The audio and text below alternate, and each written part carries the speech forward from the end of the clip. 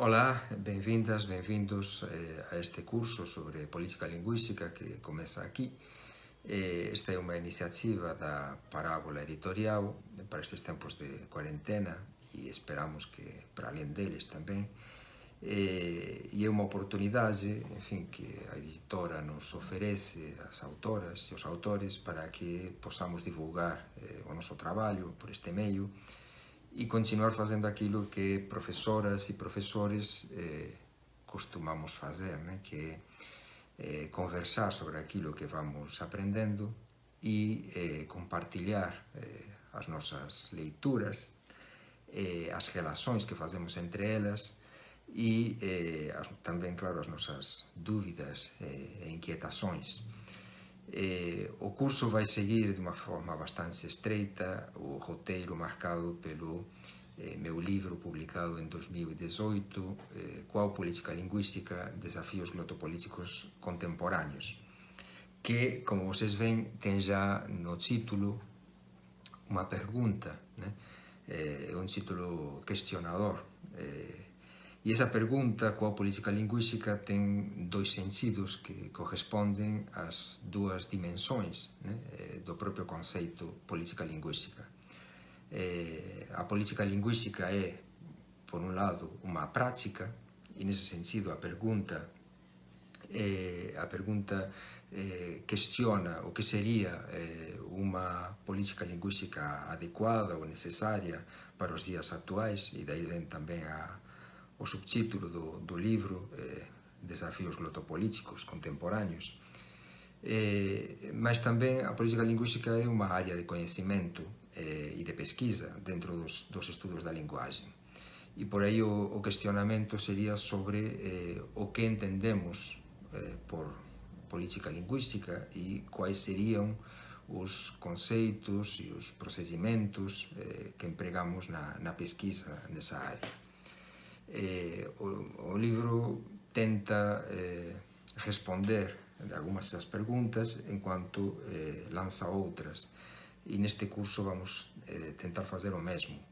Ele se compõe de 5 aulas que correspondem a cada um dos capítulos do livro. A primeira aula é uma breve história da área de conhecimento da política linguística, tenta definir alguns conceitos fundamentais e apresenta também o que eu entendo como uma perspectiva glotopolítica.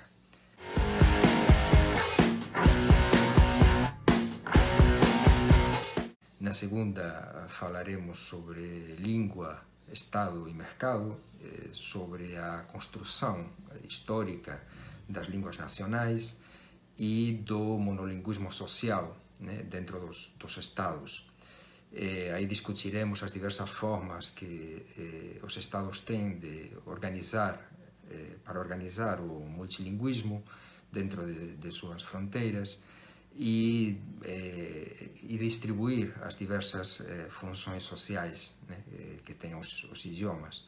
Falaremos também sobre a relação entre língua e ensino, que é um aspecto fundamental da política dos Estados, e sobre os processos de expansão linguística, tanto do ponto de vista histórico, através da colonização e do imperialismo, que mudou a face linguística do mundo, como no momento atual, no mercado globalizado, através de outras formas, né, de expansão econômica e de mercado das línguas.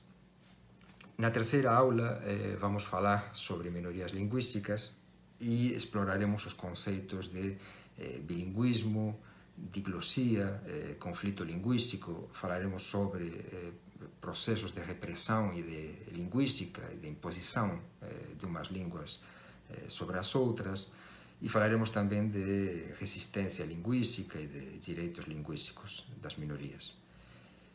Na quarta aula, o tema de discussão será a norma, que é um aspecto central da política linguística e aquilo que eu venho chamando de dinâmicas normativas. Com esse conceito, eu tento fazer referência precisamente à dimensão política dos processos de padronização, que são sempre polêmicos e complexos, e que têm uma importância decisiva na delimitação das línguas e na legitimação ou não dos falantes. E a quinta e última aula estará dedicada à questão das ideologias linguísticas e do ativismo linguístico. E aí prestaremos especial atenção à polêmica sobre o sexismo linguístico e a linguagem inclusiva, porque, do meu ponto de vista, esse é um aspecto especialmente revelador, né, e significativo para entender como é difícil para a linguística moderna, como campo de conhecimento, lidar com essa dimensão política da linguagem.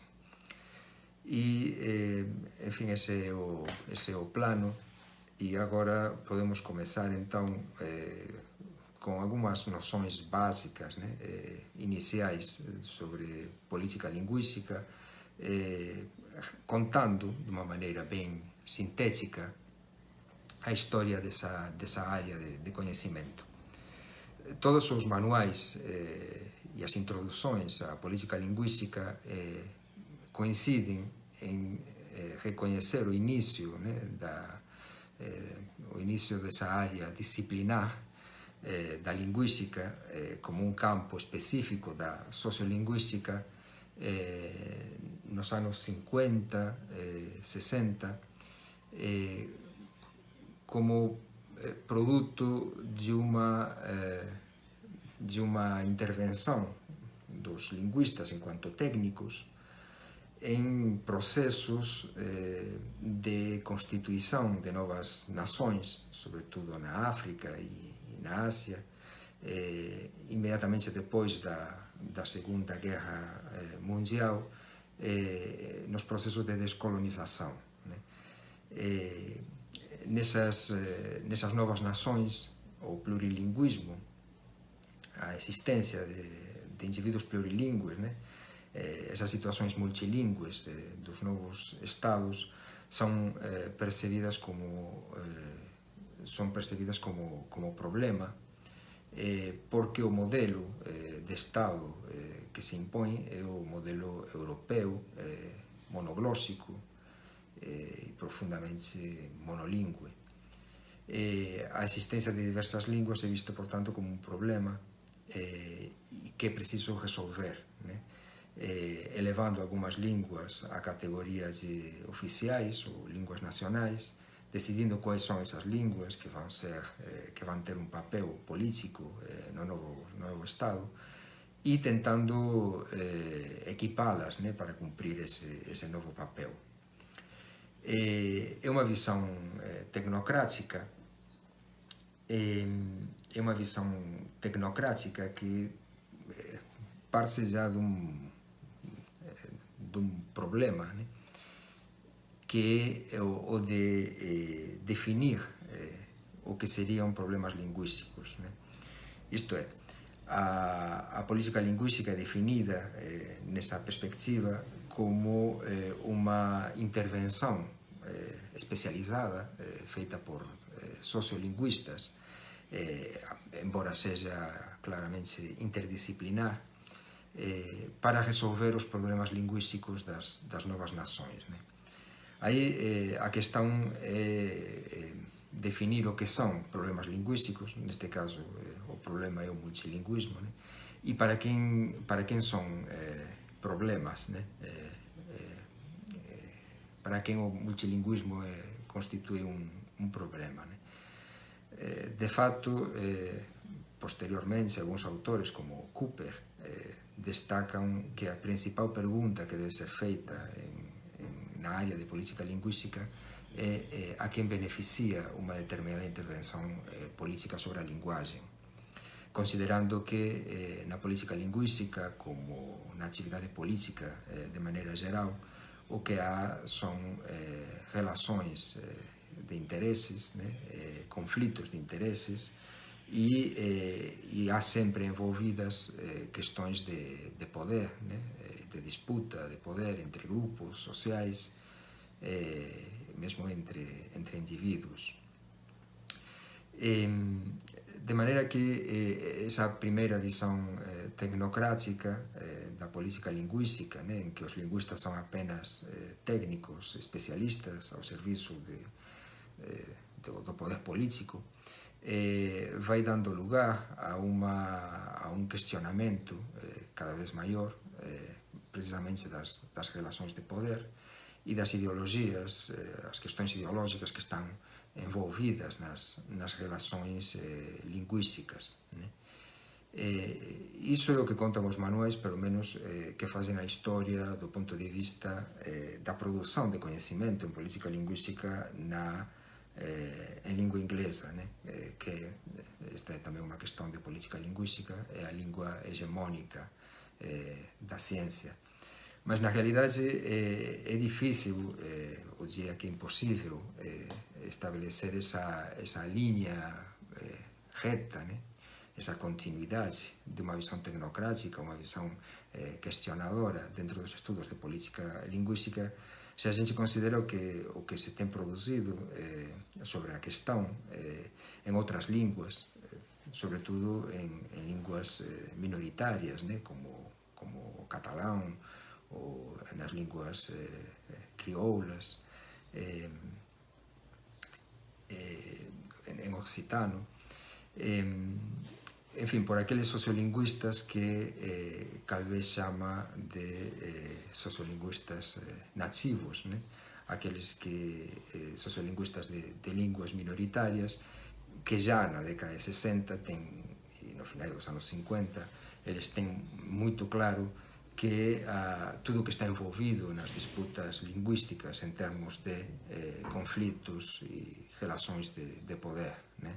E sabem que em relação às disputas entre línguas, o que há fundamentalmente são disputas identitárias e de disputas sociais muito mais amplas, né? Enfim, em qualquer caso, relacionado com essa visão tecnocrática inicial está a própria ideia de planejamento, né? E durante muito tempo houve uma identificação entre planejamento linguístico e política lingüística, né? O planejamento se dá em o planejamento como uma intervenção do Estado se dá fundamentalmente em dois âmbitos, né? Como explica o linguista alemão Kloss. Em relação ao corpus, isto é, intervenções sobre a forma da língua, que tem a ver com fundamentalmente com a política de padronização, com aquilo que o sociolinguista francês Louis-Jean Calvé chama de equipamento das línguas, né? Dotar as línguas de uma ortografia, de gramáticas, dicionários e de vocabulários, repertórios terminológicos para cumprir novas funções sociais. E o status tem a ver com o reconhecimento e as funções sociais que as línguas podem cumprir, né? Nos anos 80, as teorias críticas, né, dos anos 80 revisan tudo isso em diversos lugares do mundo e de diversas perspectivas, né, teóricas. No espanhol, por exemplo, o linguista Rainer Enrique Hamel propõe o termo política del lenguaje, né, política da linguagem, precisamente para fazer referência a uma abordagem da política linguística que está muito além da noção de planejamento linguístico por parte dos Estados nacionais, né?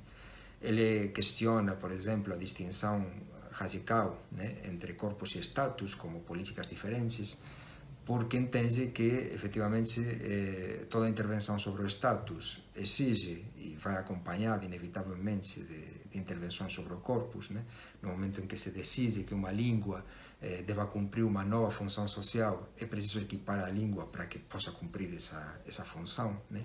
Imaginemos uma língua que nunca foi utilizada no âmbito judicial, né? A hora de elaborar uma sentença nessa língua, que antes não ocupava esse espaço, é preciso fazer uso de recursos linguísticos, de fórmulas, de léxico, que normalmente é léxico culto, né, que vem do latim e do grego, que é de onde vem a tradição jurídica ocidental, mas que é preciso adaptar a essa língua, né? Então é preciso criar, para começar, repertórios terminológicos nessa língua, né? Fazer as adaptações pertinentes. E as adaptações, as fórmulas próprias dos gêneros da judicatura, né? Então, corpos e status estão relacionados. E, por outro lado, como dizia Hamen, né, já nos anos 80, com essa proposta terminológica, né, de política da linguagem, a política linguística não é apenas uma questão de Estado, ela se dá em muitos âmbitos, né, e de muitas maneiras, e nem sempre é explícita, né? A política linguística pela intervenção, claro, sim, dos Estados nacionais, mas também pela intervenção dos mais diversos agentes sociais. E aí não podemos esquecer o papel dos ativistas, né, e dos militantes de minorias ou de grupos sociais discriminados que fazem também intervenções políticas. Na realidade, há uma passagem também histórica, né, da noção de planejamento linguístico para uma noção que é um pouco mais ampla, menos restrita, né, à própria intervenção dos Estados, que é a ideia de gestão linguística, né? A gestão linguística lida mais com estratégias do que com planos perfeitamente bem delimitados, né? E, nesse sentido, um dos autores que tem trabalhado, né, com essa questão de gestão linguística é Bernard Spolsky. Spolsky entende a política linguística, né, como algo que está formado por três dimensões, né? Uma delas seria efetivamente a gestão, que ele define como os esforços de alguns membros da comunidade de fala ou da comunidade linguística que têm ou acreditam ter autoridade sobre outros membros para modificar as práticas linguísticas deles, assim como para forçá-los ou encorajá-los a usar uma variedade diferente ou mesmo uma variante diferente. Outra dimensão, além da gestão, que integraria a política linguística e que seria a mais relevante, seriam as práticas linguísticas, né? Segundo Spolsky, o que define propriamente uma política linguística é a prática real. Isto é, as escolhas em relação às variantes ou aos usos que os falantes fazem e que marcam a adequação ou a alienação em relação à comunidade, né? Vejam que essas escolhas dizem respeito aos usos dentro de uma mesma língua, mas também dizem respeito ao uso de uma língua ou de outra, né, em determinadas circunstâncias, né? Essas práticas dos falantes constituem em si uma política linguística, né? E uma outra dimensão são as crenças como os valores atribuídos pelos membros de uma comunidade de fala a cada variedade e variante e suas crenças também em relação à importância desses valores, né? Essas três dimensões, as práticas, as crenças e a gestão, caracterizariam para Spolsky uma política linguística tanto no nível macro, né, no que se refere propriamente a políticas sobre a língua enquanto objeto social, né, percebido pela comunidade, e também no âmbito micro, né, nos mais diversos âmbitos de uso por comunidades de fala concretas, né? Esses âmbitos de uso e essas comunidades de fala dizem respeito a diversas esferas sociais, né? A esfera do trabalho, pode ser uma igreja, pode ser uma associação de moradores, pode ser uma associação cultural, esportiva, pode ser uma família, e nesse sentido há, por exemplo, gestão linguística intrafamiliar, né? Política linguística familiar, quando, por exemplo, um casal formado por pessoas falantes de duas línguas diferentes escolhem que língua é falada prioritariamente em casa, né? com os filhos, né? Por exemplo, numa situação de minorização linguística, né? É comum, e é uma das causas, como veremos, né? de morte das línguas, por falta de transmissão intergeracional. É comum que os pais, por exemplo, decidam, e é uma política linguística, né? Não falar a sua língua minoritária com os filhos, né? Com o objetivo de que os filhos sejam falantes da língua hegemônica e assim terem uma vida um pouco mais fácil, né? E mais possibilidades de ascensão social.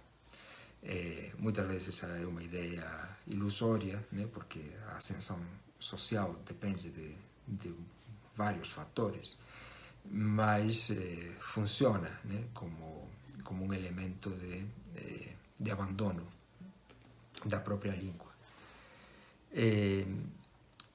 Enfim, é importante, portanto, perceber como os estudos em política linguística foram compreendendo de uma forma ao longo dos anos, né? Que a política linguística não se refere apenas à ação dos Estados, que não se materializa necessariamente em leis, né? E que há ações de política linguística em muitos níveis e empreendidas por diversos agentes. O que seria, então, uma perspectiva glotopolítica? O próprio Einar Haugen, que é um dos primeiros autores a explorar a dimensão política da linguagem, utiliza o termo glotopolítica quase como sinônimo de planejamento linguístico num livro sobre ecologia linguística publicado no ano 72. Para ele, a glotopolítica seria uma disciplina da linguística que tentaria responder a seguinte pergunta: que tipo de apoio institucional a língua ganhou tanto no governo, na educação e nas instituições privadas, como na regulação da sua forma ou na sua difusão? Vejam que é uma visão da glotopolítica ligada ainda ao planejamento por parte do Estado, né? Aí está a questão do apoio institucional. Antes disso, o linguista sueco Bertil Malmberg utilizava já o termo glotopolítica para fazer referência ao que ele denominava como uma sociolinguística aplicada, né? Isto é, a aplicação de princípios, conhecimentos, conceitos, análises da sociolinguística em situações políticas concretas.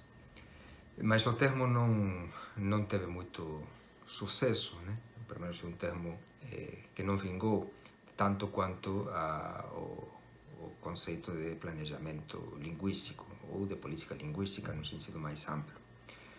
Até que ele é retomado no ano 1986 por dois sociolinguistas franceses, Guespan e Marcel Essy, que publicam no número 83 da revista Langage uma espécie de artigo manifesto intitulado Pour la glottopolitique.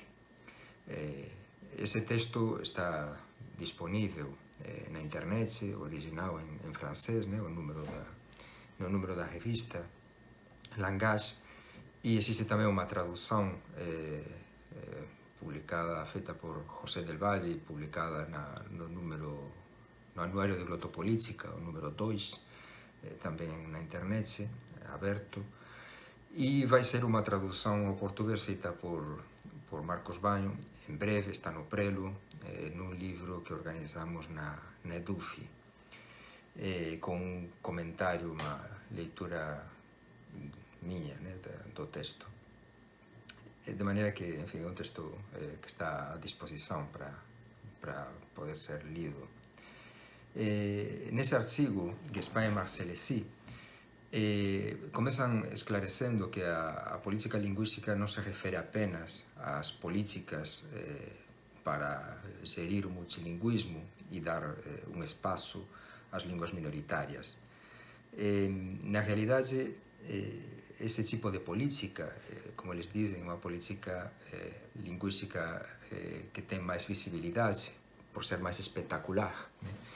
E é mais espetacular porque ela, de alguma maneira, tenta mudar uma situação social, né? Dando espaço a línguas que estavam à margem dos espaços oficiais do Estado.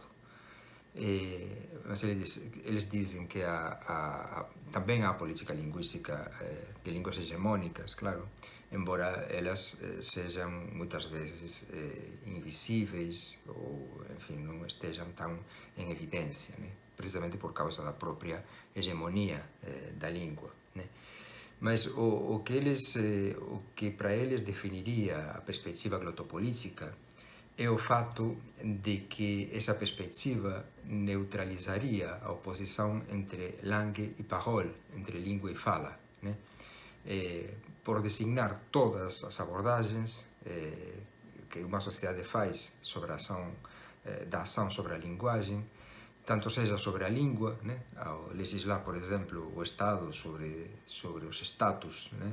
Das línguas que fazem parte do seu território, ou sobre a fala, quando uma pessoa reprime um determinado uso de uma outra pessoa, né? E eles acrescentam ainda o discurso, quando a escola, por exemplo, torna matéria de exame a produção de um determinado tipo textual, né? E eles concluem dizendo: glotopolítica é necessária para englobar todos os fatos da linguagem em que a ação da sociedade reveste a forma do político.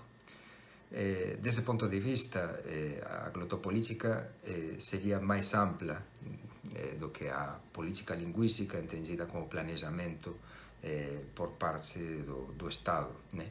E é uma perspectiva que se debruça especificamente sobre como uma questão fundamental, a questão da mudança linguística, associando as mudanças, né, na linguagem às mudanças sociais mais extensas, né?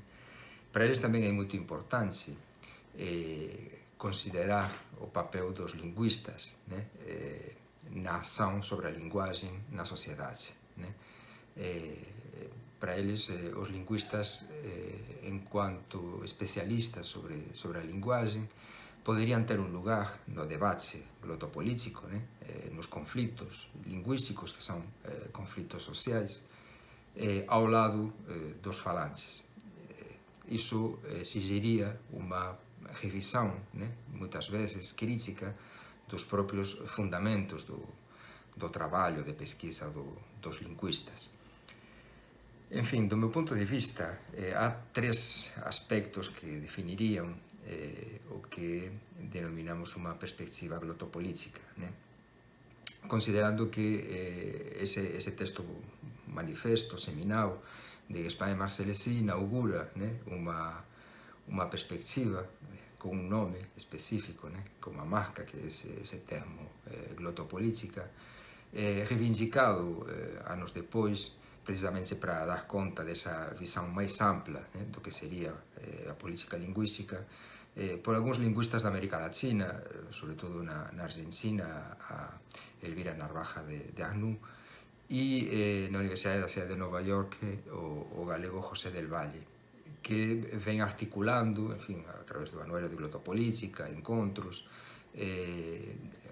um campo, né, de pesquisa de pessoas interessadas dentro da academia nessa relação entre linguagem e política, sob esse nome de glotopolítica. Mas em que consistiria, então, hoje uma perspectiva glotopolítica? Do meu ponto de vista, há três aspectos que definem o que entendemos, o que eu entendo como uma perspectiva glotopolítica. O primeiro é a identificação entre política e democracia. a ideia de que a política non é apenas gestão, embora a gestão faça parte da atividade política, mas é fundamentalmente participação, né? Isso é fundamental para entender que efetivamente há agentes glotopolíticos em diversas instâncias e que a princípio todo o mundo é, em alguma medida, um agente glotopolítico ou faz ações glotopolíticas, né? Nesse sentido, no texto de Gaspar e Marcellesi é muito presente a ideia de debate glotopolítico, né?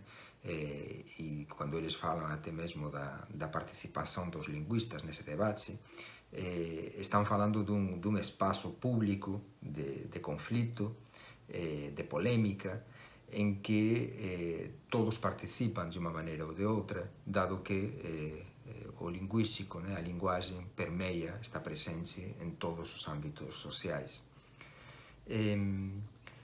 A segunda ideia, o segundo aspecto, né, que define o que seria uma perspectiva glotopolítica é ter presente que consideramos as línguas como objetos sociais que são construídos historicamente e não apenas como objetos autónomos que têm uma existência, que teriam uma existência natural em si, como sistemas estruturados, né? Como a vida autónoma da sociedade. Na realidade, uma perspectiva glotopolítica obriga a ver a língua de outro ponto de vista, né? Enquanto um objeto social construído historicamente e que, como é um objeto construído historicamente, ele é também objeto de polêmica, de debate e de lutas pelo seu controle, né? É um objeto em disputa. Então, um olhar glotopolítico, tanto do ponto de vista histórico como observando esse objeto na atualidade, né?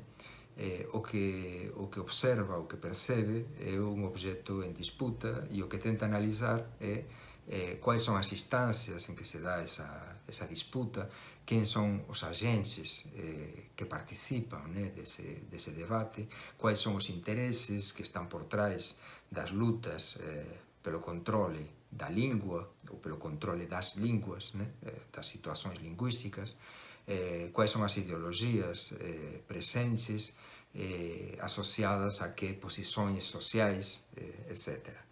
Enfim, esse é o segundo aspecto que do meu ponto de vista define essa perspectiva.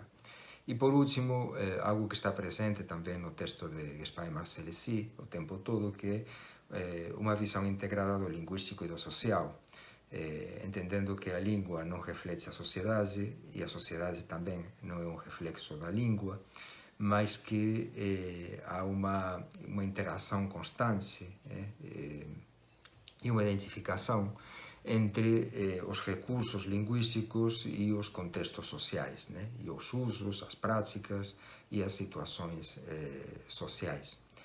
Desse ponto de vista, eles insistem em explicar, né, no texto, que haveria como duas grandes perspectivas, né, o que eles falam de dois eixos na análise glotopolítica.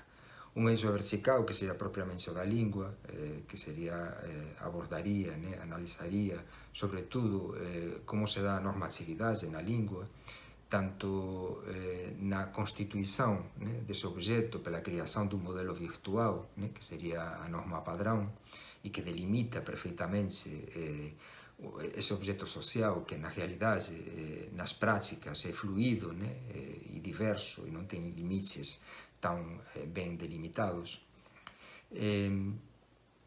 Como na parte baixa, né, desse eixo vertical, pelo controle, né, pela coerção social que controla as práticas mais diversas, né?